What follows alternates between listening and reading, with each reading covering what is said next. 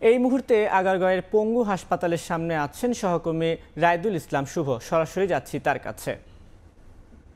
আন্দোলনে আহত যে সকল ব্যক্তিরা এই পঙ্গু হাসপাতালে ভর্তি ছিলেন তারা কিন্তু আমরা জানি যে সকাল থেকে অবস্থান করছিলেন এবং এই মুহূর্তে রাত 1টা বাজছে, কিন্তু এখনও এই শিক্ষার্থীরা অবস্থান করছেন। অল্প কিছুক্ষণ আগে আমরা দেখেছি যে সমন্বয়ক হাসনাত আবদুল্লাহ এসে তাদেরকে হাসপাতালের ভেতরে নিয়ে যাওয়ার চেষ্টা করেছিলেন, তাদের যে সকল দাবিগুলো ছিল সেগুলো শুনবার চেষ্টা করেছিলেন, কিন্তু সেই যে দাবিগুলো ছিল তারা তাদের কাছে এই সমন্বয়কের কাছে বলতে তারা রাজি হননি। পাশাপাশি তাদের দাবি একটাই যে যতক্ষণ পর্যন্ত উপদেষ্টারা এই হাসপাতালের সামনে আসবেন ততক্ষণ না তারা এই সড়ক ছেড়ে হাসপাতালে প্রবেশ করবেন না এবং তাদের দাবিগুলো মূলত তাদের কাছেই প্রকাশ করবেন। আমরা যেমনটি জানি যে বিভিন্ন সময় এই আন্দোলনে আহত হয়ে হাসপাতালে ভর্তি হয়েছিলেন, তাদের যেই সুচিকিৎসা হওয়ার কথা ছিল সেই সুচিকিৎসাগুলো না হওয়া, হাসপাতাল কর্তৃপক্ষের যে পরিবেশ, খাবার পরিস্থিতি সহ নানান যে অভিযোগগুলো ছিল তারা কিন্তু ইতিমধ্যে কিছুটা তারা প্রকাশ করেছেন।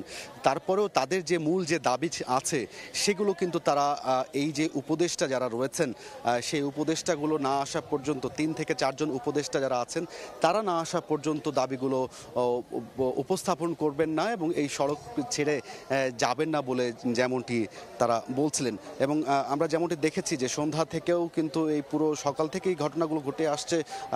যারা হচ্ছে যে এই আহত ছিলেন, স্বাস্থ্য উপদেষ্টা হাসপাতালে দেখতে এসেছিলেন আহতদের, এর মধ্যে আবার দেখা গিয়েছে 2-3 জনের সাথে কথা বলে তিনি যাওয়ার চেষ্টা করলে আরও অনেকের যে সকল অভিযোগগুলো ছিল সেগুলো তুলে ধরতে পারেনি। এমন তো অবস্থায় আসলে শিক্ষার্থীরা তাদের সাথে কথা বলতে চেয়েছিলেন।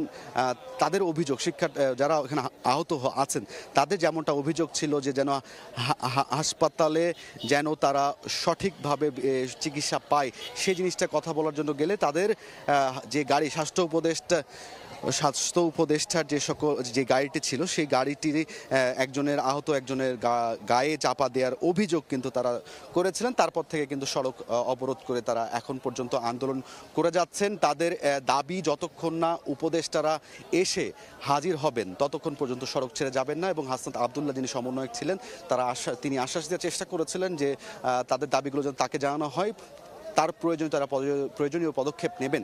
তারা সেটি শুনতে নারাজ। তারা একটাই কথা বলছেন যে না, উপদেষ্টা আসলেই তারপরে তারা তাদের দাবিগুলো লিখিতভাবে দেওয়ার পরে সড়ক ছেড়ে যাবেন। তো সবকিছু মিলিয়ে আমার কাছে পঙ্গু হাসপাতাল থেকে এই ছিল আমার কাছে সবশেষ। এতক্ষণ সরাসরি যুক্ত ছিলাম আগারগাঁওয়ের পঙ্গু হাসপাতালে।